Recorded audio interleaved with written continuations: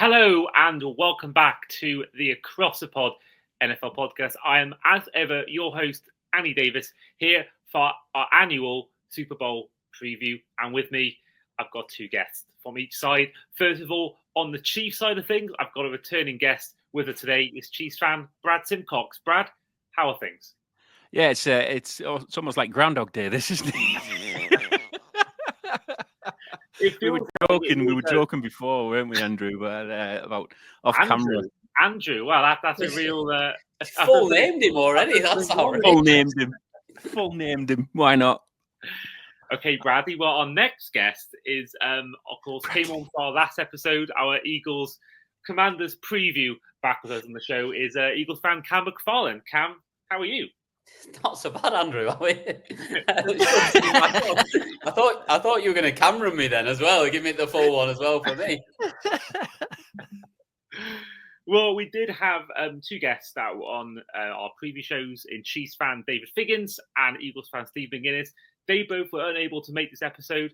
David has sent me a video message with his prediction, and Steve may or may not be appearing in the show right now in a minute if he has decided to bring me a voice note. But first of all, let's bring you David's video prediction for the game. That time of year again, annual Chiefs Super Bowl, as we know, happens every year now. And it's the Eagles' turn again to watch the Chiefs lift the Lombardi. Love that. I reckon the Chiefs are going to win 33-30. Go Chiefs. And there we are. And we're bringing you a lot more video predictions throughout the show, as many of our guests throughout the series are going to come on with their predictions. If they answer my DMs, maybe some famous faces as well will be appearing on this show. Now, we are recording this podcast a bit earlier than planned than we do normally for these Super Bowl previews because of my flight on the Sunday. I don't know how much time I have to do it next week, so we're doing it on Thursday, January 30th. So if anything has happened news-wise and you aren't hearing on the show, that is why. But in the meantime, this is our Super Bowl 59 preview. Not only will I be in New Orleans, but also the Chiefs and Eagles will be in a repeat of the Super Bowl 2 years ago.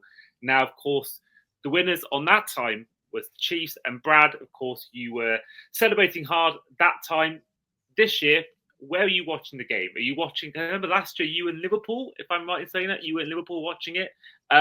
Where are you watching the game this year? Similar sort of fan meetup again? Or not? Yeah, I think we're going to keep it the same. I think it seemed to work out well for us last year. So I think we're going to go back to Liverpool, find a bar somewhere. But actually, I think we've got a bar that we're going to. I think it's Beer Engine, I think it is, in Liverpool. So we've got I think there's about 60 people joining. I'm not sure. I think there's a mixture of fan bases there as well, not just all Chiefs fans. But yeah, it was great last year. Really good game. Really kind of came down to the wire in that game as well, which was fantastic. And the night out afterwards was brilliant. So if we can repeat that again, I'll be very merry in the Monday morning. Some work to get a night out afterwards in. After a Super Bowl, it's already about 3 a.m. It's brilliant. Liverpool's a great place. Wow, I mean, the thought of that, I mean, where's it even open that time of night? I mean, obviously you got the casinos. That I'm not really into that, but I know you can do that at until God knows what time in the morning. Was that sort of where you went, or was there bars open that time of night on a Sunday as well? Not even a Saturday, on a Sunday night. No, a lot of it was just crashing into other people's Airbnbs and stuff. So it was just crashing a little bit, but no, it was good. It was a really good time, and we managed to stay in the bar for a bit longer afterwards. I mean, they tried kicking us out, but I think trying to kick out a load of Larry Chiefs fans after a Super Bowl win, it is a pretty difficult thing to do. But yeah, hopefully we get a repeat of it, and I hope we get a lock in somewhere. Well, actually, you'll have to drown your sorrows somewhere, aren't you? Yeah. It's amazing because on the flip side of that, when I watched Super Bowl last year in a bar called Tiny Rebel in Cardiff. They turned off the TV as soon as the game ended, so we didn't see any celebrations after the game ended. I mean, for me, thinking it was fine because I wasn't a Chiefs fan. But if that was the team who hadn't won it before, imagine if that was the Detroit Lions who'd made the Super Bowl that year and they'd won it. Imagine if you waited all this time to see your team win the Super Bowl, to lift that Lombardi trophy, and the bar just turns off as soon as the game ends. I was fuming, but I'd be even more fuming if I was a fan of that team involved, because The thought of me seeing, I don't know, Jalen Waddle catch a winning touchdown pass and then seeing the TV just turn it off as soon as the game ends, I'd be livid. And I think you can watch it when you get home, but watching it not live is not quite the same as watching it live. So no, not at all. For me, I think certainly, I don't know whether they're going to do it this year, but if they are doing it, hope we've learned that lesson. Cam, for you, of course, your third Super Bowl appearance in the last 7-8 seasons. Where are you watching the game on Sunday? I'm watching it at Hickory's at Wilmslow, which is just down the road from me. There's 300. We got an email today from them. 310 tickets sold for the night, so it's going to be lively. There's it's obviously a big American sort of grill place anyway. So food's on until the end of the third quarter. Midway through the fourth quarter, the bar shuts, so I'll be ordering about 12 pints at that point just to keep me going through the end of it. Last one is it. All right, I'll have 10 and whatever everyone else is having. So that'll be me at that point. But yeah, just watching the game there. There's a Premier Inn next door, so I'm staying over there so that I don't come back in blurry and wake the missus up. So basically just book the full night away, got Monday off, so I'm ready to party all the way through. So if you're struggling for somewhere, Brad, get yourself back to the Premier Inn at Wilmslow. The party will still be on celebrating the Eagles win. That sounds massive. I actually saw them. I watched obviously the NFC Championship game, and I saw them all in London or whatever it was, wasn't it, in a bar there, and there was loads of Eagles fans. So it unbelievable. Like a good night. I'd love to be going there. To be fair, I went there after one of the Tottenham games last season. I went there and watched us lose to the Jets early on in the season. The game wasn't great, but the bar is unbelievable. It's a great place, and like any Philly fans anywhere around London, get yourself down to Passyunk Avenue. It's unbelievable. Yeah, I was actually due to go there after the Bears game in London this year, but we had that friend of the show, Luke Campbell, and Steve. We were all planning on going there afterwards. Luke thought I was booking it. I thought Luke was booking it. Ended up no one booked it, so I never got to experience that. But I think next year certainly I'm going to book it way in advance because I think I've always you tend to be able to walk in. To be fair, I think they save a few for walk-ins if you want to just sort of rock up on the night. But if I suppose it probably helps if you're an Eagles fan rather than being a Dolphins fan. Yeah, maybe I'll go to next time Eagles play the Dolphins. I'll come in and just really spoil the party and gay crash the Eagles. Me and you will meet there next time. I think we were talking about using there, weren't we, for our NFL group's little meetup at the start of the season? Yeah, so that is true. Yeah, I think that would be good to experience that, especially like you think about maybe the season opener, maybe like a week 1 or week 2 situation. Certainly, yeah, that'll be a good time to do that. And shout out to anyone listening who is in the Fourth and Inches NFL group chat. And before we carry on, a little bit of a plug. If you are missing DraftKings in the UK, head over to fantasygameday.app and use code Andy5 for money back off your first paid lineup. So, yeah, this game is, of course, the big one. It is Eagles against Chiefs. And first of all, for you, Brad, we talked about it off camera about what this means for the Chiefs. Of course, the 3P. You mentioned a little bit off camera about some Chief fans that are suffering with winner's fatigue. But what would this, in terms of, I think, we etching in history alongside the likes of the 72 Dolphins, and I am bringing in the Dolphins somehow in this episode. But how would that solve for you if this would be obviously history? No one's done a 3-peat in the Super Bowl era. The last team to do 3 in a row was the Packers when they won either 1 or 2 before. They won 1 before the Super Bowl era began, and then they won 2, of course, the first 2 Super Bowls. But for you, Brad, what does win mean to you, apart from obviously winning the game, winning the Super Bowl, just to be potentially witnessing NFL history? What would this win mean to you as a Chiefs fan? Yeah, I mean, I wanted to touch on what you were saying about winner's fatigue. I mean, it sounds like, when we say Chiefs fans are probably suffering from winner's fatigue, we don't expect the little violins to come out. We really don't expect that at all. It does feel different this year.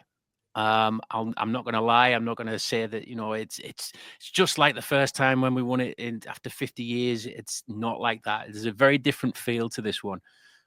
Super Bowl 54 was the one that we won, and it was the one that we hadn't won for 50 years. So it felt special. It felt like we'd actually broken a curse.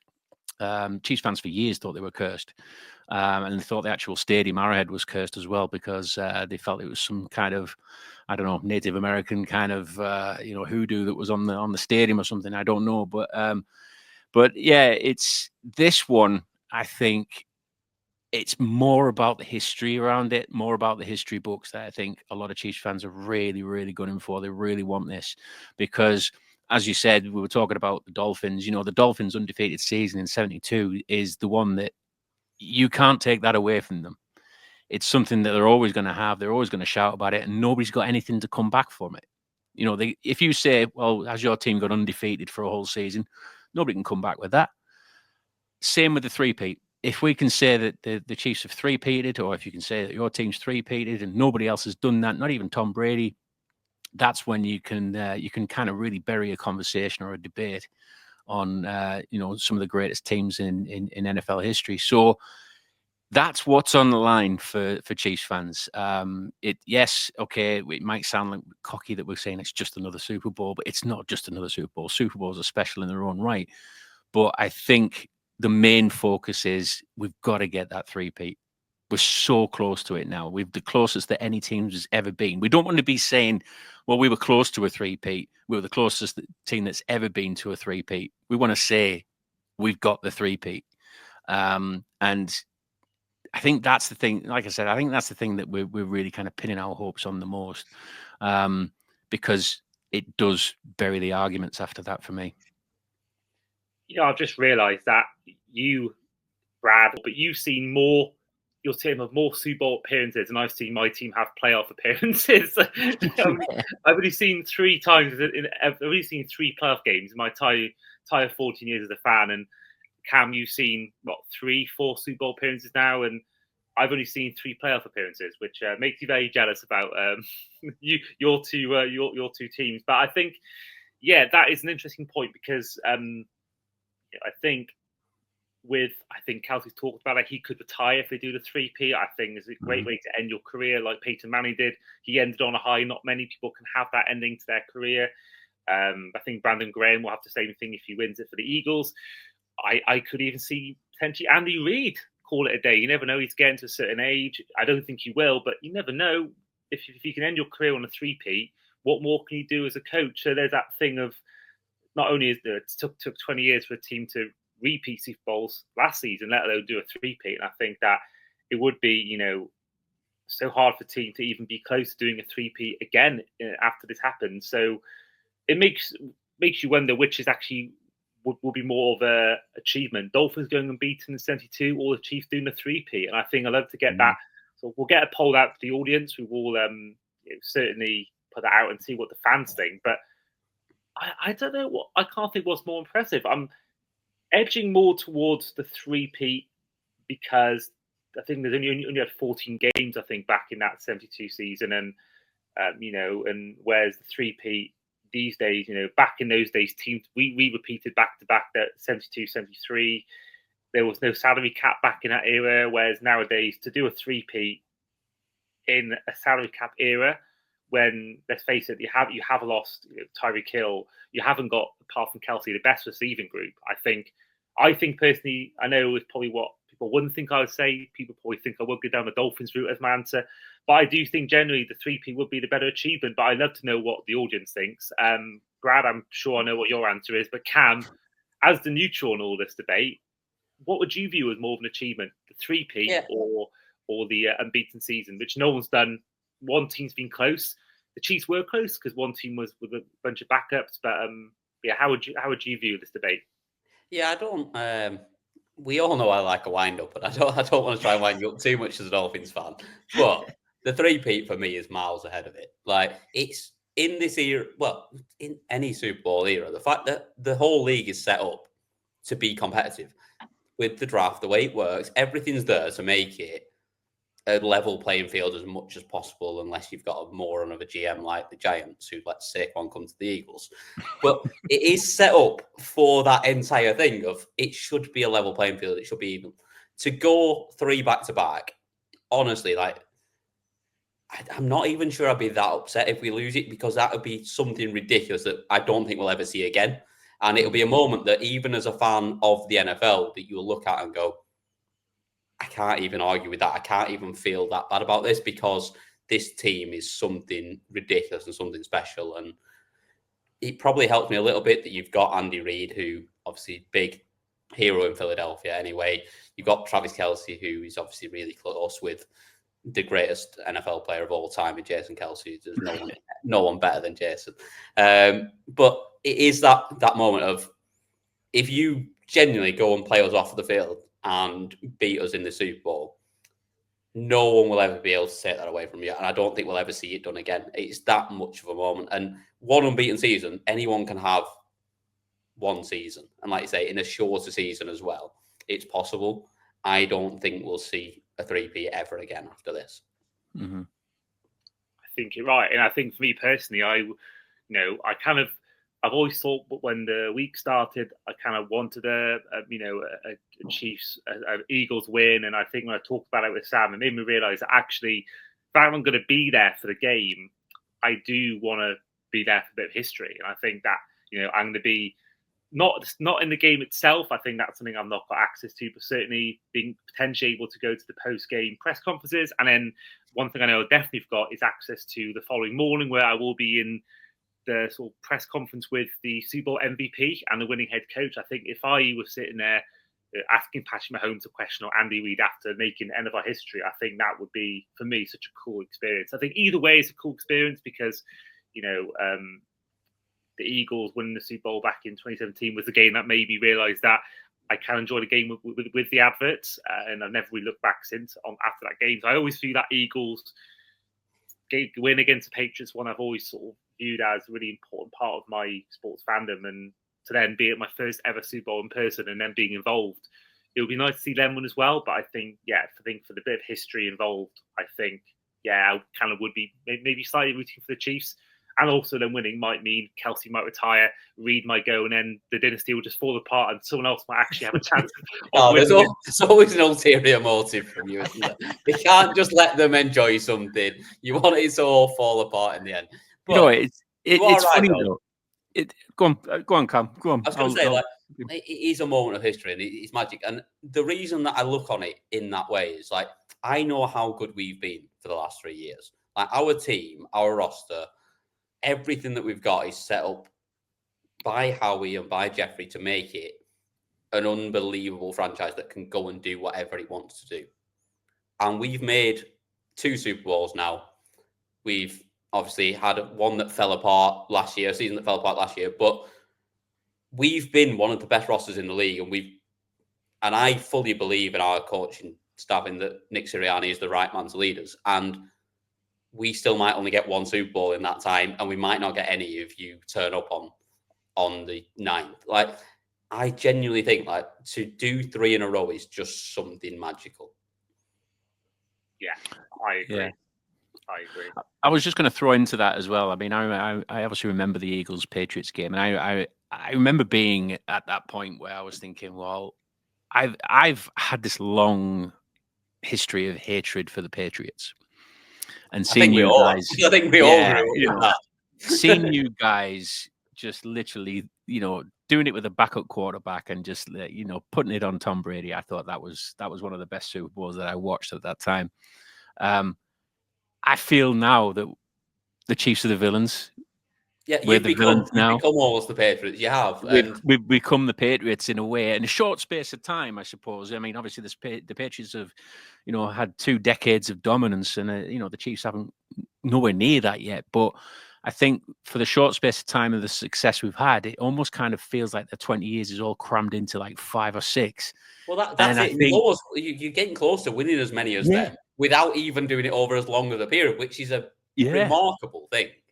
And I think that's probably where the hatred's coming from a lot of the fan bases, because, the Chiefs fans might be getting a bit of winner's fatigue, get the violins out, but the rest of the league clearly is having a bit of a Chiefs winners fatigue thing, because it's no matter what we do, and no matter how or no matter which team we throw at them, they seem to sidestep them some way, somehow. Whether you can argue whether that's been a perfect microcosm of that. You just keep winning. It doesn't matter what happens. You find a way. And it's really impressive. And I don't want to go on about it too much. I love myself a bit of Taylor Swift. I love a bit of Travis Kelce. But it is so impressive what you're doing. but I hope it all crumbles on the 9th. Yeah, I really do. do. A lot of people, I think. Just this once. You can have it again next year. I don't care. Not bothered. It's funny though. It's funny because we, in a lot of Chiefs groups that I'm in and everything, a lot of them have actually said, look, I will give up the next 15, 20 years of Chiefs success. I give it all up for the three-peat. And a lot of people are just thinking, if we get that, that's it. We can just enjoy the rest of the years. It's almost that. I don't know whether even if you've seen it, that Paddy Power advert of like they're signing it over to the devil for one bit of success. Like you would do, wouldn't you? You'd take 20 years of being an absolute New York Jets or a Giants, just a nonsense franchise for a while, just to get the three-peat. Yeah, exactly. We'd do that. Absolutely, we would do that. So yeah, it's in your I think what I'm trying to say is it's in the NFL's interest. Just give us the three-peat, and we'll just ride off into the sunset. We're happy. Yeah, I'm not happy with that. I'll be honest. As much as it would be amazing and it would be an unbelievable achievement, I just don't want to see it. I think we can do it this year, and I'm quite confident. I think the thing as well that you think about that Bills game you lost. I think that you could have easily won that game. If you'd won that game and you'd won all the rest, albeit I know it's specified that you may have lost to the Raiders if you had have won that game against the Bills. But you think about you may have played your starters in that last game of the season because you may have been trying to go for that unbeaten season. If you had the unbeaten season as well, if you'd won that Bills game, you could be sitting here looking for a three-peat, but also an unbeaten season. That, with me, would be something that would never, ever be topped. If you had beaten the Bills and then you probably would have beat the Broncos, you would be sitting on literally something that will never, ever be done again. I would be sure of it. If you'd gone the whole... Not with the number of games now. Like, that could never have been topped. Never again. No. So, even to go like you did, like, in how many close games as well? Like, the point differential has been so small for you all year. To keep winning those games, it just shows the character of the team. And like I say, the receivers now, nobody's jumping out of the box to go and get Hollywood Brown or Juju Smith-Schuster or like, it's not people that it's not an AJ Brown, it's not a Devontae Smith, it's not like you're not. We have an aging D-Hop. Well, that's it. But again, no one was rushing to pay D-Hop either. No. Like as good as he's been for so many years, like it's not a Mike Evans. It's not like it's not Malik Neighbors even for the Giants on an absolute nonsense ride this year, who's broken every wide receiver record they've ever had.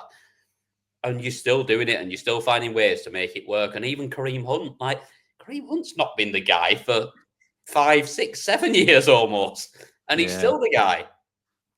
He's been brilliant for us. He's been so good this year. Really, really impressive. Like, obviously, he's had his troubles in the past, which is what saw him out of KC in the first place. But to bring him back in and get him playing at this level again, like I really rate Pacheco, but he's playing Pacheco off the field. Yeah. Yeah, well, let's flip on to the Eagles side of things. Cam, of course, I don't remember whether you said you were there for the 2004 loss, but this is your now third Super Bowl appearance you've seen your team have in the last 7 years. You've seen one of them be won, one of them lost. What would this win mean for you as an Eagles fan who hasn't had the success of Brad as a fan, but you still see your team win one? What would this mean to you for a game that is a repeat of a game 2 years ago that you could have easily won? I mean, Hurts has had one of the best performances of a player not to win a Super Bowl, certainly out of quarterback position. And that'll be certainly on your minds from a couple of years ago. And I'm sure part of Jason Kelce and Fletcher Cox regret not staying for next year. But what would this win mean for you as an Eagles fan to get that first Super Bowl for Jalen Hurts and the team? Honestly, it'd be massive. Like, I think Jalen's the most disrespected player in the league. It's utterly ridiculous the way people talk about him. Like, and the people that are sort of like look at the media and there's not a lot of people I respect in the media in terms of what they talk and say about him. The person that you look at is Patrick Mahomes, who knows how to play this position and knows what he's doing. He said after that game last time that if anyone believes that Jalen Hurts isn't a number one and isn't one of the best quarterbacks in this league, then this proved it. And it did. And he played an unbelievable game. And he gave the ball away once with a fumble. And that was basically what cost him the game, which anyone could do. Mahomes does that quite often. He's a bit last week. he's a bit loose with the ball at times, and like you will make an odd mistake here and there. But he played lights out in that game, and he played lights out on Sunday against the Commanders. All he does is just focus everything on winning. And it's what I love about him. He couldn't care less whether he's thrown it for a yard or 500 yards. He couldn't care less whether he's rushed it in 4 times or whether he's not had even a yard rushing. What he cares about is winning games, and that's all that matters. And it's the perfect character you want to lead your team. And he's got everything around him now to do it, and he fully deserves it. And like you say, we've talked about Brandon Graham.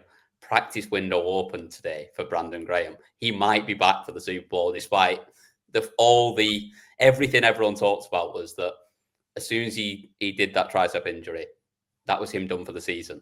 He might just be back. And I don't care if he only plays 1 snap. I want him suited up on that sideline because he is that character you want to be around. And there's those players that are just there. Look at the young guys as well, though. Like, how good would it be? We talked about Jaden Daniels and like being the first quarterback to take your team to a Super Bowl. Look at Quinyon Mitchell at corner. Look at Cooper DeJean. Like, they are almost as important to our team as like Jaden Daniel is to the Commanders. And they have made such a difference to this defense. To take your team to the Super Bowl and then go and get it done when it matters, it's going to be so big for this team. And like you say, I'm with you. I'll sell the next 20 years for it. I would take this one and sell the next 20 years for it. I don't think we'll ever be better placed than this. Mm-hmm. And we've got everything. There is nothing we don't have. And we have a coach that everyone hates and thinks he's not that good and thinks he's on the hot seat. He is perfect for Philly, and everyone buys into it, and you can see it from everyone on the sidelines. Look at Saquon sat with him every time. He's got his arm around him. He's chatting to him. Saquon he's happy. He's like, no, I've done my bit. Let the young guys eat. And you can tell Nick has that relationship with him where Nick wanted him to go and break a record in one game, and he's like, no, let them eat now. Let them have their chance because we might need them at some point. And for Saquon to do it after being let go by the Giants to come to us and just rub it in their face a little bit more. We've all seen that. I'll have trouble sleeping if Saquon goes to Philadelphia. How much trouble are you going to have sleeping when he wins the Super Bowl? And it was the first thing he said after we won the other night against the Commanders. He stood there on the field with Aaron Andrews, and he said, "It's not about getting there. We've got 1 game left. It's about winning it." And that's what they're all bought into this. Everyone is in together. And I think it's such a good battle, this, because I feel like you're the same. Everyone buys into the process. Everyone is exactly the same. And this is why both teams are there, because everyone is all focused towards the same thing. No one cares about individual records. No one cares about anything else. They all care about just getting that ring at the end of the season. And it's going to be a great game, but I think for us, this is the real moment to prove everything that we've put there for the last few years. Yeah, I mean the Barkley transition, it's going to look back on it now. I think we'll look back on it if you do win the Super Bowl, maybe even if not, as one of the best off-season additions in the last few years. Because genuinely, a question here: do we think that this season from Saquon, where he's going to break the all-time NFL rushing record? I know we talked about the other day about whether it should be just be regular season or full season record on how many, because I think you should get that respect on the fact that you've got your team as far as you have, and those yards in the postseason count. But he's going to break that record, and he's 30 yards in the Super Bowl to break the all-time rushing season record. And yes, there's more games now. I get it. But do we think this season from Saquon and Derrick Henry to a stretch, because he's had an unbelievable season at the Ravens, could this change the running back market forever? Because they are so underpaid compared to wide receivers, and arguably more important. Like, the line's obviously a lot more important for a running back than it is for a receiver. It doesn't count as much for a receiver. But to put up a year like he's done, and like Derrick Henry's done, do we finally see running backs paid properly? I think so. Because I think we will see. I'm sure we'll see many running backs paid now. I mean, there's been so many running backs this year that have done so well. Josh Jacobs, Derrick Henry, and Barkley, of course. There's more ways you can't think top of my head, but you think about Joe Mixon having a Mixon, yeah, and I think one thing, and then obviously look at the Lions running back room, Jameer Gibbs and Montgomery, and I think we've seen some real big names have great seasons, and I think that Bijan Robinson was good as well. And I think it's a career season for him as well. Like, there's so many out there that are playing at such a high level, and like I say, if you can run the ball and you can control time of possession, which obviously we struggle to do with Saquon because he keeps just blasting 60-yard touchdowns. But if you've got someone that you can religiously just rely on to get your yards and keep the chains moving, it's so much more important than a wide receiver that can make a ridiculous catch downfield. It's interesting to think about it because the league went away from the running backs because it was more of a passing league, wasn't it? And that's probably the reason why the running backs weren't getting the wage that they should have been getting.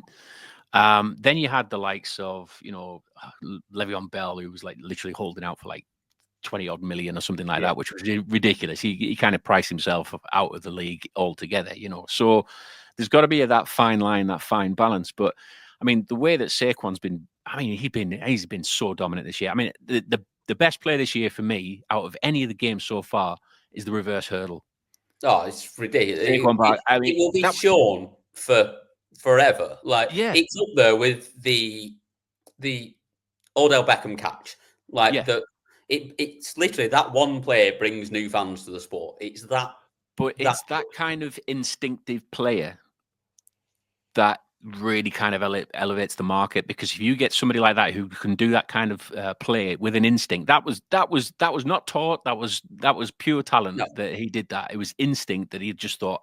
It was almost like the Spidey sense. He asked him about it, and he literally said, I knew I couldn't get past him going forwards, so I just jumped over him backwards, because he went. It's the only way I could think in the moment to get past him. I just went instinct, over it? It's that. And it's like, how did you even have time to think about it in that moment? Like, there's moments I've watched before where you watch, like, even if you're watching soccer or things, you watch someone do something, and you go, how has he even had time to process that before he's done it? And it's one that I always go back to, that Aubameyang for Arsenal scored a goal. I think it was when I think it was still at Dortmund. He scored a goal where he had a shot. It came back to him, and he must have had 0.3 seconds that it came back to him. And in that time, as the keeper was coming towards him, in less than a third of a second, instinctively knew that he just needed to chip him, and chipped it in. And that sort of play is what I see Saquon's as. Like, their mind works at a different level to ours does. Like, we would not be anywhere near that. We'd have been hit before we'd even thought of jumping over there. The thing is, though, you've got a flip side of it, because the Chiefs have basically just been managing and limping along with, Pacheco has obviously been one of those finds that we've managed to dig out of nowhere. But then we brought back the likes of Kareem Hunt, who was literally sat on a sofa at the beginning of the season. And the dominance that he's had and his ability to shore up that running back position for the Chiefs, just literally come off the sofa. That's the thing that then counterbalances, doesn't it? It counterbalances the fact that you've got the likes of Saquon, who's doing insane instinctive plays like that, and you've got somebody who's just a grinder like Kareem Hunt. Where's the balance of the salary with a running back? Because you've got a team there that can get to a Super Bowl that just literally just pays lip service to the running back room, but is quite solid. Or you've got the superstars that are out there just doing these amazing plays. And I think you're right. I think a lot of it rides on how this Super Bowl is going to go. If Saquon goes off and he has another 200 yards and a couple of touchdowns, and then it'll be like winning running backs, because this is the running back league now. If the Chiefs win it and they win it with the backup of Kareem Hunt, who's literally, like I said, sat on a sofa, it might just kind of balance it out a little bit more, or it might just drop the value of the running backs a bit. But I don't know. There's a lot to be questioned about this Super Bowl, isn't it? Because there's so many stories that is just popping up. It feels sort of almost different, like to 2 years ago, when we were in this position again, it feels like there's a lot more on this, and it feels a lot more important. Like there's so much more going on. Yeah. That I think this, like, and we've seen everything. We've seen all the memes and all the who America wants to win and your meteor strike and nonsense, like, and just our two cities. But yeah, I when it comes down to it, everybody will be watching, and there's a lot on the line for everyone. Yeah. Absolutely. And I think I want to give my final 2 cents on the running back situation. I think one thing we've seen is just the removal of running back being the bell cow. I think we saw with McCaffrey in the Panthers, he had a lot of injury problems, was that sort of the heartbeat of that offense. And then he goes to 49ers where he's just one of many guys, got Kittle, Ayuk, Samuel, and he it allowed him to just have a few more reps, so a few more rests per rep. And I think we saw the same thing with Barkley. He was life and soul of Giants offense. A lot of injuries, goes to the Eagles where he's a part of a supporting cast. Still the main guy, but still the ability to take him out for a few snaps, let AJ Brown or Devontae Smith or Goddard have their go. And I think, Derrick Henry was sort of declining in numbers as the Titans bell cow, and then put him in the Ravens where he's got Lamar Jackson who can run the ball or throw the ball, Zay Flowers, and even someone like Justice Hill who can be sort of that relief sort of option for the Ravens. I think that's one thing we're seeing as well. You think about when the Cowboys had Ezekiel Elliott and Tony Pollard, how good Pollard was. As soon as you remove that sort of second option, like we're seeing with the Lions with two amazing running back options, how well they're doing, you saw Pollard decline. That's why he moved to the Titans. And I think that's one thing I want to attribute to it, the fact that it is a lot of time just taking a step back, not being part of every snap and just allowing him to have rest has really benefited a lot of these running backs. Derrick Henry is at an age where running backs have declined over the years, but he seems to be just defying that logic. I've said it for like 4 or 5 years with Derrick Henry that he can't keep having that workload and keep producing, and he keeps doing it. Like it's like we've seen it so many times. Like people will take that many snaps a year and run it that many rushing attempts, and they might do it for 1 year, 2 years, and then they fall off. And Henry's just kept it going, which is credit to him as much as anything. And he probably doesn't get as much of the credit as what Saquon gets, in that those crazy explosive plays, the reverse hurdle, anything like that, Henry's never going to do that. Like he obviously gets it a bit for just stiff arming people into like next week, but he's never going to pull off some mad play that you're not expecting. He just runs through people. Yeah. And I think if you just have one highlight player like Saquon has, again, he'd be the one taking it to the next level on the pay scale. Yeah, I honestly thought that Derrick Henry, like you said, I thought he was going to burn out a bit like Todd Gurley did. Yeah, that was just the whole thing. Like, he had so many touches. Yeah, and I think he's just going to be.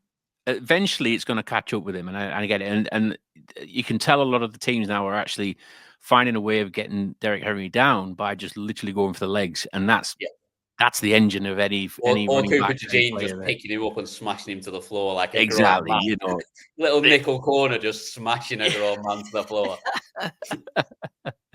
Now we mentioned storylines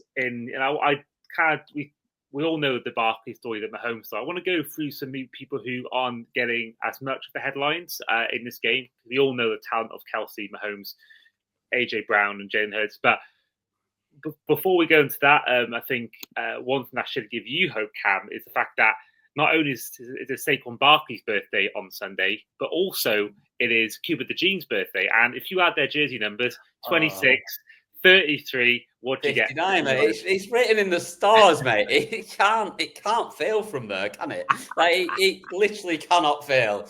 26, 33, adds up to 59. Both their birthdays.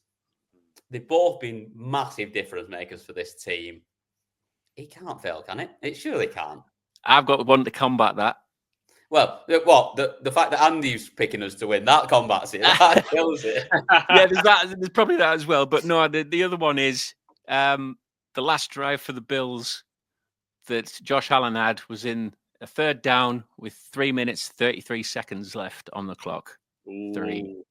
Well, that's all good. But also, we scored 55 points on Sunday, and Brandon Graham's practice window has just been opened, and that's his jersey number. Here we go. Here we go. We can make any of these nonsense, can't we? It's utter rubbish from the. I'm trying to find a Taylor Swift 13 number in there somewhere. I know I am. It's on my wrist there. There it is. The other one I wanted to go into for the Eagles was a guy that I think has gone completely under the radar. No one was really expecting it. His numbers have jumped up massively. Used to play in New Orleans, so he's going back to his former ground. Zach Baun. I mean, the stats. Defensive Player of the Year. I mean, not a doubt. Forget anyone else. He's DPOY. So before this season, he had 0 forced fumbles. He had 5 this season. He had his best year was last year. Some sacks was 2. He's had 3.5 this season. But the most impressive one, he had 30 total tackles in 2023, 151 in this season, and 93 of those solo. And that's just regular season alone. He has been, I think, such an impressive part of this team. And everyone's talking about Cooper DeJean, Quinyon Mitchell, even Jordan Davis or Jalen Carter. But no one's really, I don't think, giving Baun enough credit for me personally. I think that if you're looking at outsiders for MVP, I think he could be that guy that wins it. If it is, some are predicting that it could be a defensive shootout, and there are some predictions for fans that we are going to include where people do feel it's going to be a defensive matchup. And if that's the case, I think if the Eagles are going to win that defensive battle, I certainly think Zach Baun is going to be certainly up there as one of the contenders. He's surely going to have a hell of a day, and I think he could be the glue to that defense. Yeah, 100%. Zach has been ridiculously good this year. Like, he came in, he was a special teams guy. He wasn't even a linebacker. He was, when he did play on defense, he was playing defensive end. He wasn't even anywhere near what he's doing now. And he's an unbelievable bit of recruitment. Like, once again, I just have to keep going back to it. How he does with the rest of his recruitment, or the way that he builds a team, he never misses. Like, he literally doesn't. And to bring in someone like that no one was looking at him being a difference maker. Everyone, when he got brought in, was going, it's a decent squad guy to bring in, someone that can help out here and there, and he's a good guy to be around. And he's become the best player on that defense almost. Like, yes, like I say, you've got Jalen Carter, you've got Slay, you've got Quinyon Mitchell, you've got Cooper DeJean, you've got CJ Gardner-Johnson. We've got an unbelievable defense. Like, our defensive line, how we've rebuilt that. Like, we've gone from Fletcher Cox, Brandon Graham. All the starters now are like, they're all like 24. Like, we've got a defensive line for the next 10 years. But Zach has made such a big difference. Like, we were so bad over the middle last year. Like, we were rubbish. And him and Nakobe Dean, who, again, deserves a lot of credit as well, but obviously he's out injured now. And even Oren Burks that's come in has performed well. But Zach is the one that makes that position, and he's everywhere. Like, it doesn't matter whether they're running it, whether they're throwing it. He's there at some point. He just turns up. And I genuinely think, like, I don't think that Defensive Player of the Year can go anywhere else. It probably will, because everyone hates the Eagles. They don't like us, but we're not going to win. We probably won't win any of them. Like, Saquon's not getting MVP. Sirianni's not even in the running for Coach of the Year, which is mental. And then, like, you look at the rest of it, and obviously we've got both Coop and Q in there for Defensive Rookie of the Year. But again, that'll probably go to either of the two Rams. Like, we'll go to one of them two, because everyone likes to just, they're a nicer team, aren't they? People like them. But we've just got a player there that is a huge difference maker, because we were awful over the middle. You could just throw quick slants against us all year. We saw it in the playoff game last year. Like, that's all that Baker Mayfield did against us for the Bucs last year. He just threw quick slants to Godwin and Mike Evans all day long. And there was no one that could cover across the middle or stop anything. And then when they wanted to run it, no one could come up and make it. He's done all of that. And I said it last week, like, you want someone to go and spy Jaden Daniels. Do not make it Zach Baun. Zach Baun, let him play his game and put someone else on Daniels and make sure you're looking at him. And again, the same this week. You want Burks just looking at Mahomes, because he will run at times and he will make big plays with his feet. But don't make Zach that guy. Make Zach just let him play his game and let him do what he wants to do, and he will make a difference. Before we do go on to what I think could be a key part of the Chiefs that isn't going under the radar, let's bring you some fab predictions from former guests on the show this season. Hi everyone listening to the Across the Pod podcast. I'm Graham Henderson, aka the Kilted Tex, and I'm here with my Super Bowl 59 prediction. So the Chiefs are playing the Eagles. Last met Super Bowl 57 was a really close encounter, but this time, as good as the Chiefs are, heading for the Three-Peat, I'm just not buying it. I think the Eagles are going to just eke this one out. They've got the best defense in the league. They have such a strong running game, and as good as that Chiefs defense has been, I can't see them stopping Saquon Barkley going off in this one. Jalen Hurts will find a way to find AJ Brown. The Chiefs have Pat Mahomes. He can do a lot of stuff, but I think the road is going to run out for them in this one. The Eagles are going to take this one, and I think it's going to be 38-24 to the Eagles. That's my prediction. See you next season. Go Texans. What's up across the pod fans? Paul Hope, 49FFL UK. And I'm here to give you my Super Bowl 59 predictions. Eagles versus the Chiefs, the matchup nobody wanted. I'm not going to lie, when Andy asked me to do this, I was like, man, I hope both teams lose. But I'm sure as a Niner, you'll all get that.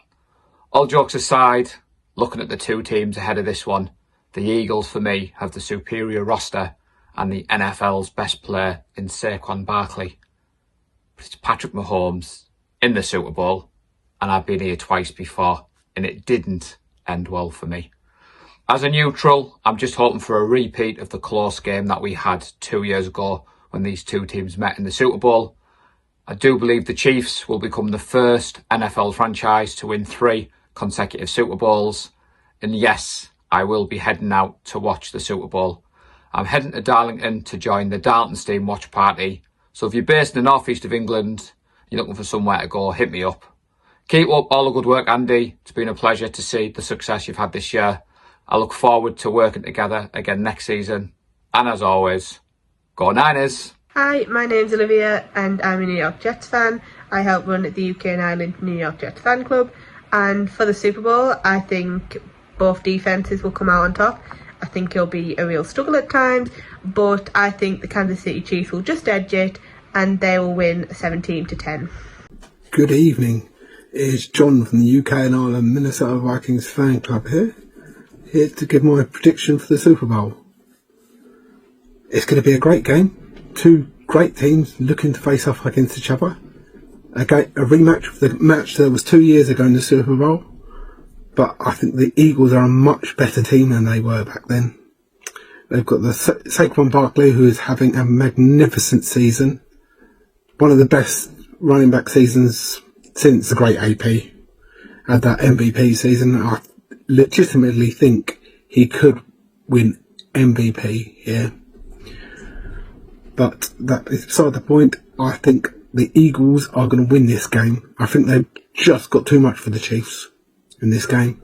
So my prediction is 32 Eagles, 21 Chiefs. Hi Andy and viewers, Keg here, aka the Panthers Magpie from the Magpie Channel TV podcast. Super Bowl prediction time. Boring. Chiefs, Eagles. Does anyone care? Chiefs again. What's this? 4 out of 5 years or 5 out of 6 years? Who cares? Who's keeping count? Eagles. Could be a better team. I think everyone probably would have preferred to see the Bills in the Super Bowl or an underdog like the Commanders or something like that. I mean, this is probably going to be the least exciting Super Bowl of all time. I'd like to see someone knock the Chiefs off that throne. I mean, I don't really want to see either of these teams win it, to be honest. But if I was going to pick, I'd probably pick the Eagles, who I would want to win, just to knock Mahomes and the Chiefs and the referees off their perch. But I can't see it. I think I gave you my prediction last year when they played the 49ers. I wanted the 49ers to win, supporting Christian McCaffrey and a whole bunch of ex-Panthers on their team. But heart was with the 49ers, head said Chiefs. Obviously, the Chiefs win. So it's exactly the same this year. Heart saying Eagles, head saying Chiefs. Very early on in their dynasty, it's like the Bill Belichick, Tom Brady, New England Patriots dynasty all over again. It's like the mid to late 2000s, I suppose, for them. They had another 10 years plus of this, so we're just going to have to get used to it. This is what it is. Patrick Mahomes, Andy Reid, Travis Kelce, that just, yeah, that in the early part to probably the mid part of their dynasty, I would say. So, yeah, Chiefs win for this. Hi, I'm Rory Daniels. I write for the touchdown.co.uk, and as a big Cincinnati Bengals fan, I would take great pleasure in seeing the Philadelphia Eagles prevent the Chiefs from winning the Three-Peat Super Bowl this time round. But unfortunately, my prediction for the big game is a Chiefs win. I think they'll win it 20-17.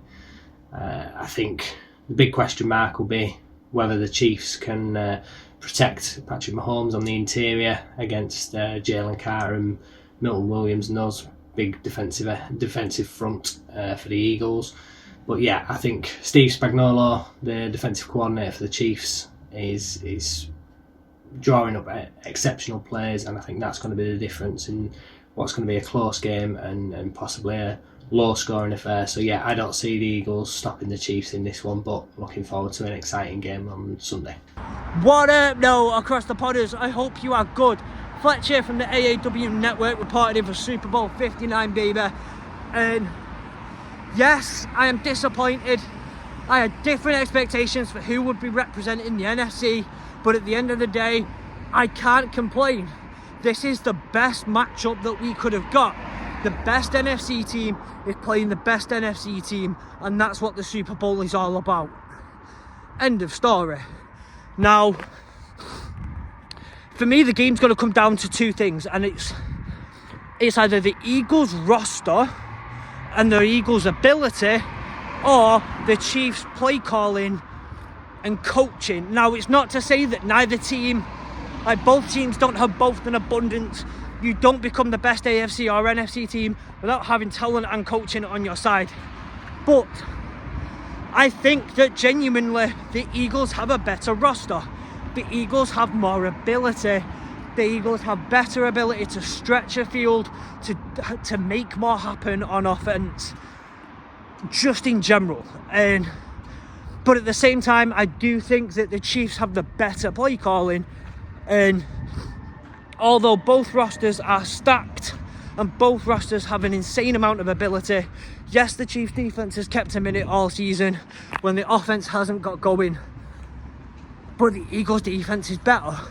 And yes, that Chiefs offense has the ability to do nasty things, to do disgusting things, but the Eagles offense has done it better and done it more consistently throughout the season. It is what it is. But it's going to come down to, when those margins are like that, it always comes down to which of those plays, the third down conversions, the fourth down conversions, which drives look like they're about to turn into a field goal and become a touchdown. Which ones look like they're about to become a touchdown, get turned into a field goal. It's going to come down to those. And when games tend to come down to those clutch moments, you have to favour the ones who've been there before. You have to favour the ones who've done it, and you have to favour the better coaching and better play calling, and that obviously then goes to the Chiefs. They've been there, they've done it, they bought the t-shirt, they've done it again, and now it looks like, in my opinion, they'll do it for the third time. I can't wait though. I think it's going to be a very, very exciting game. I kind of hope I'm wrong. I hope that it's just pure offense, pure octane, and everyone gets an absolute spectacle of a game. But I also can't wait for the intricacies, and I can't wait for those plays to turn out however they turn out, and for the coaching to be a factor, and for how the Eagles D-line is going to be a factor, and that Eagles secondary is going to be a factor. So we'll see. But in my opinion, that's what it's going to come down to. And the Chiefs, well, we're going to witness history. We're going to witness the three-peat. And it is what it is. Hope you all enjoyed the Super Bowl. Thank you, Andy, for having me on yet again throughout the season. Can't wait. See you all in September. Have a great time. And yeah, I'll see you soon. Paul Redman from Good Teams Win Great Teams Cover. UK-based NFL podcast about all things gambling. Thanks, Andy, for having us back on across the pod. Always a pleasure to be part of the show. I'm here to give a Super Bowl 59 prediction. I'm taking the Chiefs in a close one. The previous meeting between these two in Super Bowl 57 was an epic, high-scoring game where the Chiefs prevail at the very end. I'm expecting something very similar, maybe not quite as high-scoring. I think it was 38-35 last time. But the Chiefs to edge it in a close one. Give me 27-24 to the Kansas City Chiefs. And there we are. We will bring you some more fan predictions towards the end of the show. Now, Brad, for the Chiefs. Now, everyone's talking about, I think, obviously the offense and people like Chris Jones on defense. But I think one guy that I think, again, goes so under the radar for me personally is same sort of area of the field, you could argue. But George Karlaftis is a guy that I think has been really good in the NFL. Been 24.5 career sacks in 3 seasons, 8 this season.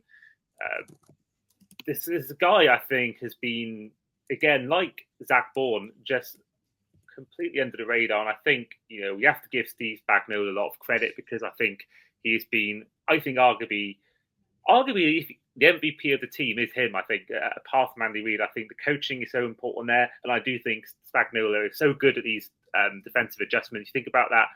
The Bills play you mentioned earlier on the final play of the game, where that sort of the way he disguised that blitz to sort of go and get Josh Allen, it was just, I think, another sort of further sort of stamp on why he is one of the greatest defensive minds of his generation. And for me, he obviously is the key, but I think Karlaftis for me is someone I think, as well. He's got some Greek heritage in him, so I think there should be a lot of interest from the Greek NFL fan base. But for me, what a player he's been in those 3 years since he got drafted by you.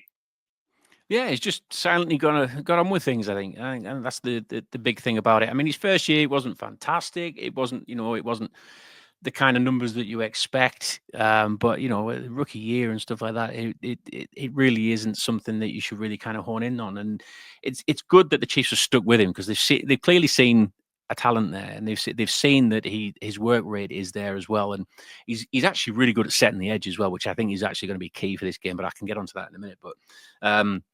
But George Karlaftis, or Furious George, we like to call him, he's done a lot of work during off seasons with another former Chief, Tamba Hali, and Tamba Hali's been fantastic with his hands. If you've ever watched Tamba Hali play, what a disruptor of a ball! What a hell of a player he was for the Chiefs, and he's been helping him out quite often. Especially with his handwork and things like that, and to get somebody like a Chiefs legend of Tamba Hali's standard to coach you, that just shows you the legacy that the Chiefs keep hold of when it comes to bringing in new blood, but keeping hold of the former players that have been so good with the Chiefs, but keeping them involved with it as well. And it's been really good to see George just kind of flourish. I mean, this really has been more of a breakout year for George Karlaftis. And like I said, he's that solid. He's that solid kind of edge kind of player that will set the edge for you. And it does help with when you're obviously disguising the blitzes and stuff. You don't know whether he's coming for you, whether somebody's from the corners coming for you. You have no idea what's going to happen. So it's been good in that respect. And and like I said, the disguising of the game has been phenomenal. But I think it also helps when you've got something like Chris Jones who gets doubled up further along the defensive line. You got Ameniu as well, who's he was injured for a while. He's come back. He's starting to be a bit more disruptive. And it's helping George out a lot more as well because you've got those other kind of talisman guys really kind of taking a bit more of the heat. But I mean, I'm not taking anything from George there because he has been really. He's one of those players that if you don't talk about him, he's doing a good job, and that's George. So really happy about him. But for me, I don't know. I think the kind of underdog story for me was Kareem Hunt, and I think Xavier Worthy as well hasn't really had much of a talking point. I mean, early on, a lot of Chiefs fans were a bit concerned with his wide receiving positioning, especially right near the line. You know, on the sidelines where he wasn't getting his feet in bounds and stuff. He's worked on that recently, and he's been really, you know, he's really worked on that. But again, rookie mistakes. You know, he's come on really leaps and bounds, and we haven't seen yet him turn into like the Tyreek Hill that I think everybody expected him to be with his speed. It could be something that I think a lot of teams are watching out for it and making sure that, you know, Mahomes isn't just going to uncork one from, you know, 60, 70 yards and Worthy's just going to be stood in the end zone waiting for it. They have been watching for it, and they're clearly wary of it. But his short game's coming out a lot better now. And I think it's something the Eagles are going to have to keep an eye on, both, you know, middle of the field and obviously, you know, stretching it further down the field as well. But the run game from Kareem Hunt, like you said, he's just a motor. He's just a train, isn't he? There's no finesse about him. He will truck you, and he will make sure that you know about it. And he's the one that will get you the extra yard that you need. And I'm so happy for Kareem Hunt, because I remember there was a video of him when he was, I think he was arrested in Cleveland when he was playing for the Browns, and it was him in the back of a police car. And he was almost in tears because he was saying, I shouldn't be here. I should be with my teammates in the Super Bowl, talking about the Chiefs, even though he was a Cleveland Browns fan, you know. And I think a lot of Chiefs fans they felt really, you know, there was a heartfelt thing there. I know obviously the issues that he's had in the past, but it was clearly a sign of a guy that was really kind of upset that, you know, everything was falling down around him, his career. You know, he kicked out of the Chiefs. And now he's been arrested in Cleveland. You know, it was that kind of connection. I think when soon as he was available and the Chiefs went out and got him, there was a lot of euphoria of the fact that he was coming home. And I think that's the story that not many people are keeping an eye on. But I'd love for that guy to get a ring. After watching that video and him pouring his heart out with the police officer saying he shouldn't be here, he should be in the Super Bowl. This, for me, this would be great for us. It's almost like little character, isn't he? Like, yeah, he's made his mistakes, but he's almost like he's that naughty kid that needs a bit of structure and needs to be back home and looked after. And I fully get that. I completely get that sort of side of things from you. I think you touched on a lot of good things there as well, with like setting the edge is going to be huge in this game on both sides. Like, we've got two great players at it. Like, Josh Sweat and Nolan Smith are great at doing it as well. Mm-hmm. When you've got two quarterbacks, so like, we don't talk enough about how Mahomes is. He can just beat with his leg whenever he wants, or he can get outside and give himself a chance to pass. Like, setting the edge is going to be huge for us as well. And we've got two great players at doing it. And so have you. Like, say, Karlaftis just goes under the radar in that role. And I think Nolan Smith does the same, in that he doesn't make that stupid mistake of getting behind the quarterback. He stays in front, sets the edge, and makes him play from where he doesn't want to play.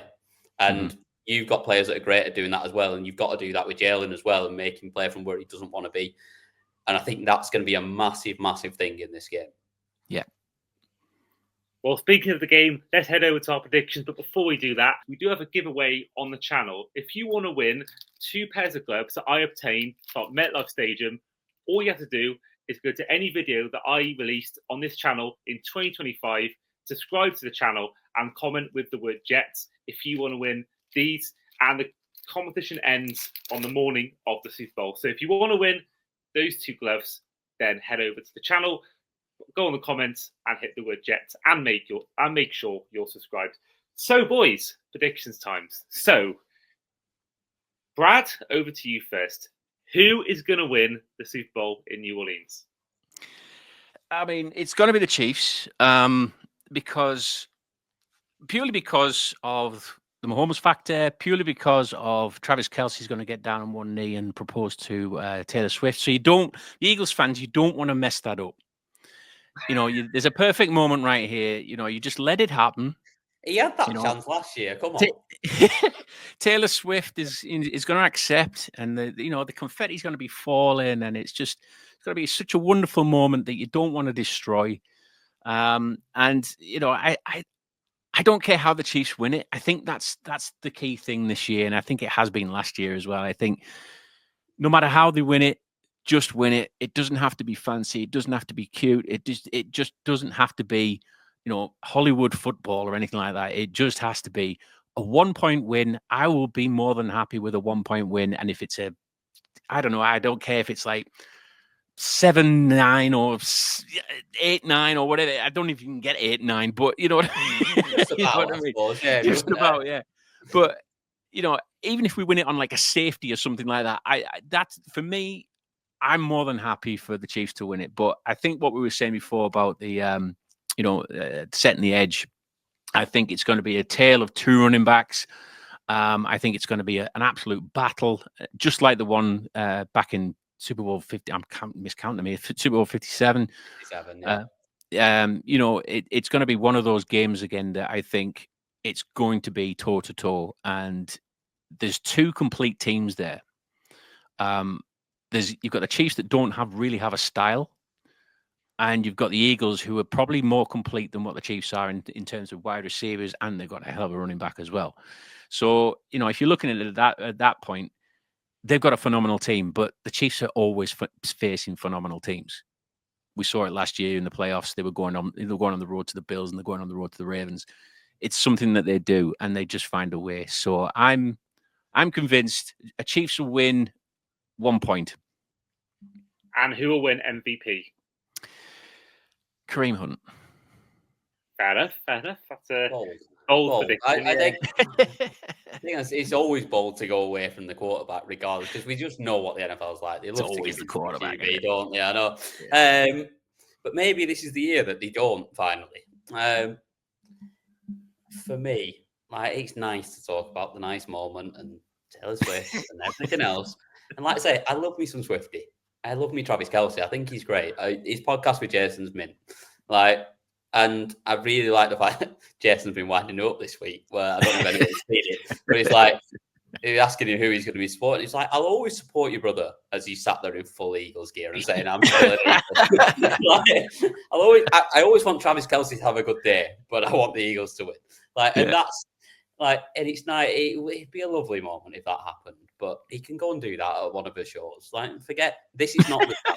This is not the time to be doing it, Travis. This is not your moment. Let's go away from that, and we're going to play some football. And when it comes down to it, like you say, these are the best two teams in the league. And you can talk about whether you've not had that great of a year in terms of you've not blown anyone away, but you keep winning. And that is the reason that these two teams are here. They are the most complete teams in the league, and they can beat people in different ways. We can throw it when we want to. You can throw it when you want to. You can give it off to Hunt. You can win it on defense. We can win it on defense. Mm-hmm. This is a really, really close game. I genuinely think this is the closest the Super Bowl could ever be. These are the two best teams by a mile. And I just think there's just something about Jalen for me. He's not going to give you 13 seconds. He's going to take every last second off the board. He's not going to be Josh Allen. He's not bottling this in the moment. He's going to take it right down to the last second. And when it matters, he's going to get over the line. And he's going to get the ring that he deserves. So, yeah, I've got the Eagles winning. I've got the Eagles winning by 2. I think it's close again. I think we're a point down from your prediction. But Jake Elliott kicks that winning kick at the end with the last kick of the game to get us over the line. And does Jalen win MVP if he did win it? Yeah, I think so. I think Saquon's going to have himself a day, but I think Saquon, while having quite a few yards, only has 1 touchdown, whereas Jalen will have at least 1 rushing touchdown and a couple of passing touchdowns, and he gets the MVP vote. Interesting. Well, before we hear my prediction, let's head to the rest of our guest predictions and also some friends of the show. Hello, Jay Lawrence here. Let's talk about my predictions for the Super Bowl, Philadelphia Eagles facing the Kansas City Chiefs. My prediction, and I think this is going to be what a lot of people say, is I think it's going to be a close game. I think the Philadelphia Eagles are the best matchup against the Kansas City Chiefs. As much as I would have liked to see the Buffalo Bills or the Washington Commanders make the Super Bowl, this matchup does make sense for a close game. And I do think that the Kansas City Chiefs, they do have it. They are going to three-peat. My other prediction, Travis Kelce retires at the end of the game. Hi Andy and the Across the Pod listeners, it's James Gowers here, International Fan of the Year for the Chicago Bears and the winner of the Across the Pod Charity Fantasy League, which I'm very, very proud to say. Super Bowl, what a great occasion this is going to be. Two great teams that are matching up in New Orleans, so it's going to be a fantastic occasion. Two behemoths, obviously you've got Mahomes going for the Three-Peat and the Kansas City Chiefs, but then you've got the in-form Eagles. My prediction is I think that the Philadelphia Eagles are going to stop that three-peat. Something that the majority of people, apart from Chiefs fans, do indeed want. I just think that they are the more complete team overall on offense, defense, and special teams. With Saquon Barkley, of course, as well as Vic Fangio, former Bears defensive coordinator as well. Taylor Swift will be in the stands this year, but hopefully next year there will be a Torrey Taylor and DeAndre Swift on the field. Bear down. We're coming next year. Hi Andy, Ollie here from Third and Long Podcast. Just finished doing our live show here on a Thursday night, which will be dropping live as always on Spotify or wherever you get your podcast from.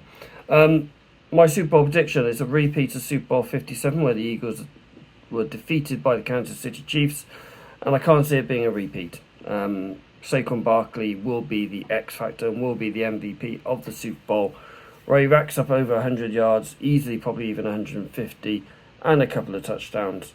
Jalen Hurts has been playing better the last few weeks. He had a bit of a low where he got injured towards the end of the season with his concussion, but he's been playing better the last 2 or 3 weeks.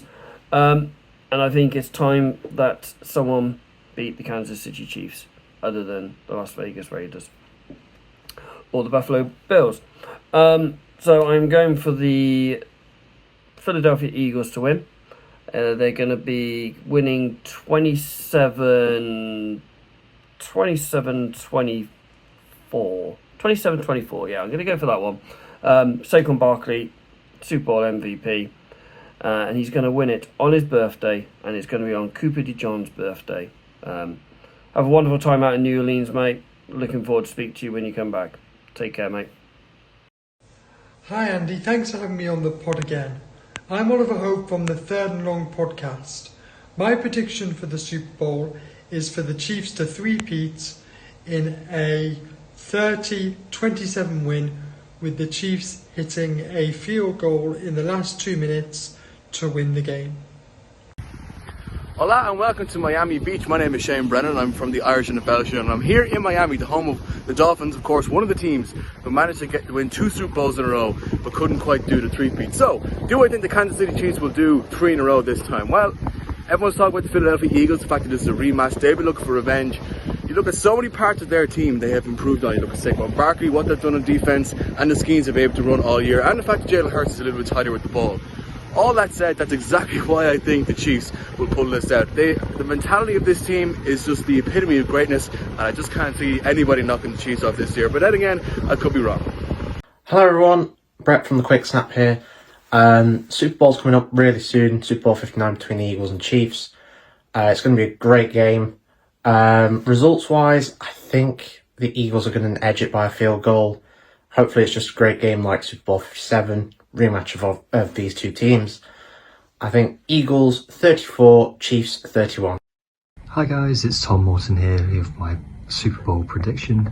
Unfortunately, again, the Eagles are back and the Chiefs are back as well. So it's a lose-lose for me, really. But I'm probably going to go Eagles by 5. Eagles to win the game. Barkley carries into a title. Sickening for a Giants fan, but hopefully you enjoy it wherever you're watching. Take care. Bye. This is Ben Isaacs, host of the College Days podcast and author of The American Football Revolution, How Britain Fell in Love with the NFL. I'm finding this a really tough Super Bowl to call. Last week, I picked against the Chiefs. I thought the Bills were going to sneak a win at last and make it to the Super Bowl. Obviously, that did not happen. This week, I just feel like I cannot pick against the Chiefs again. Patrick Mahomes always seems to find a way to get the job done. I like the things that the Chiefs are doing on defense. Spags is an absolute genius. If anyone can slow down Saquon Barkley, it's him. And I think if they keep Saquon Barkley in check and force Jalen Hurts to beat them through the air, I think the Chiefs win this game. It will be tight, in my opinion. I think we're looking at something like 24-21. But the important thing is, I think it's going to be a good game. and I think you'll all enjoy it. Everyone, this is Dan Toomey with the Banners Fly Forever Football Show, here with my prediction for this year's Super Bowl. I have the Kansas City Chiefs defeating the Philadelphia Eagles by a final score of 24-21.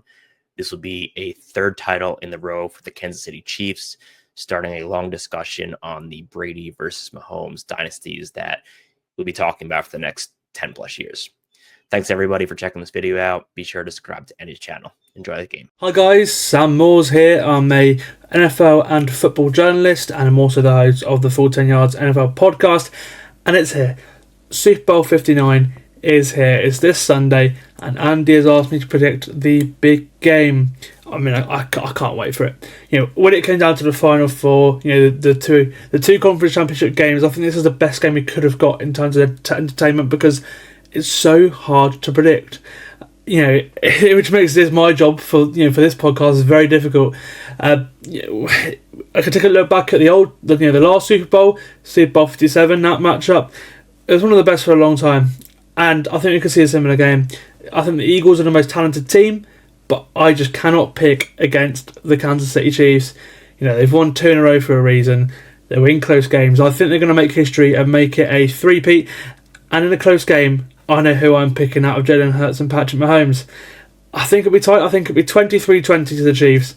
And it's because I feel like they can nullify or at least somehow deal with the threat of Saquon Barkley more than many teams. They're one of the best teams against the run in the league this season.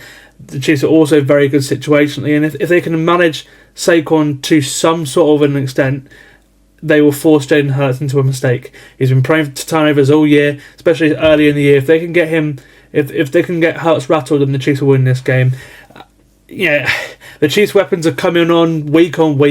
You know, it doesn't even matter that Travis Kelce's been quite quiet this playoffs, because Xavier Worthy's had a great play season. Kareem Hunt's back to his old self again, and you know, in a Chiefs shirt, which looks weird, but they can compete in a shootout. The weapons are just getting better and better. You know, they scored 30 points for the first time last week.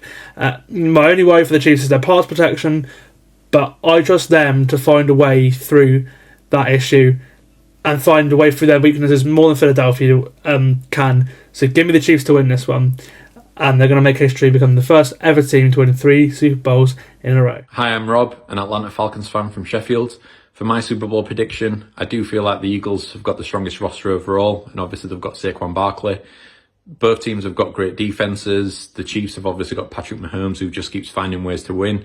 So for me, I'm going for a 24-21 victory for the Kansas City Chiefs. Well, here we are. Thank you for all the guests, first of all, that did send over their video predictions. So my prediction, we've got one for the Chiefs, one for the Eagles. We probably expected that. We got fans of both teams. Now, as the neutral involved in this, who do I think... Please go Chiefs. No. Do what you've always done and just go with the Eagles. Go against the Chiefs. Go against the Chiefs. I'm sorry, Cam. I'm going for the Eagles to win. To be fair, actually, you broke the curse on Sunday, so we're all right. I did. Yeah, I did. Hopefully, you went with the Eagles against the Commanders and it came in. So maybe the curse is broken. It's now done and it's all right. So what it is, I had, the Rams beating the Eagles, I had the Packers beating the Eagles, more for kind of the hunch kind of side of things. And friend of the show, Paul Hope, every week he'd come on in the playoffs and start the show by going, feeling pretty good. The one week he didn't say it, they lost to the Eagles a couple of years ago. So I think, for that thing, I've said you're going to lose and you've won, and I said you're going to win and you win. So really, I think I got to keep that streak going now. If you want them to win, so I think the Eagles win. I do feel like I don't think it'll be quite the high scoring affair that it was maybe a couple of years ago. I think we're looking at, I reckon, something like 27-24, maybe at most 28-21 or something like that. Now, I would have gone for Saquon Barkley as my MVP, but after watching Good Morning Football, they gave me an impressive stat. Steve Spagnuolo has never, ever allowed a running back to have 100 yards rushing or more in a playoff game since being at the Chiefs. So I think it will be Hurts. I think we saw Cooper Kupp get it a couple of years ago, so maybe a non-quarterback could win it, like AJ Brown or even someone on defense, or Saquon Barkley. But I just think Cam sort of has swung my way, has swung my opinion on Jalen Hurts about him winning MVP. I just think that especially in a award that is given to quarterback most of the time. I do feel like, this could be his to win, and the Eagles to win, which would be their second Super Bowl in history. Just to throw this in there before we sort of wrap up, these two defensive coordinators are the best in the league, aren't they? Like, Fangio against Spagnuolo is like, this is the battle of the Titans, isn't it? Yeah. Like you said, it just seems to be just two massive Titans clashing in this, and it's it's Sirianni against Reed. It's it's like you say, it's Spagnuolo, and it's Fangio or whatever, isn't it? It's like it. There's so much in this that I think it's going to be a high scoring. For some reason, I'm looking at the 40s. I'm looking at like the Chiefs Rams game. That's what I'm looking for. Yeah, I think I'm more with Andy. Like, I know the defenses are good. No, it's one of those that it'll just be. I'm sort of in the middle. I think almost like I don't think it's going to be 40s, but I don't think it's going to be like 13-3. It's not going to be like a Rams Patriots nonsense. You don't think it's going to be like 57? No, I think it's somewhere in the middle. I think late 20s for each. I think is where it falls. Okay. I didn't mind that Rams Patriots game. Now, I know people will say it's low scoring, but I'd much rather watch that Rams Patriots 13-3 than one like Seahawks Broncos where it was so one-sided. I think at least that Rams Patriots game. We want it to be close. So you want a close game. You want it to be all on the line until the last play. You don't want I don't want it to be on the line until the last play. I want it to be all over about half time, but that's not going to happen. Well, that is where we will end the podcast for today. So, first of all, both thank you to Cam and Brad for coming on today. Thank you for having me. It's great. Like I've said it every week. Like it's just great to still keep being here every week because it means we're still in there and we've still got a chance. There's just nothing better than it's going to be stressful on the 9th. It's going to be hard work. It's going to take a lot of beer to slow me to just settle me down, but. It's great to be in there, and you wouldn't have it any other way. Like people might want to say it's enjoyable to watch it and just enjoy the game when your team's not in there, but it's better if you're there, and it always is. Yeah, no, thanks for having me as well. And shall I see you again next February, Andy? We'll book it in. The 4P. Are we going booking in the 4P? Wow, that would be something. Jesus. Or aren't you going to sell the soul for the third? If you sell your soul, that's it. We're not seeing you for another 20 years. But hope you all at home enjoy the game wherever you're watching Super Bowl 59. You'll see me now in my room in Cardiff. And now I am in my New Orleans Airbnb. Hope you guys enjoyed the episode. Hope you guys enjoy Super Bowl 59, and we'll see you guys for the next episode.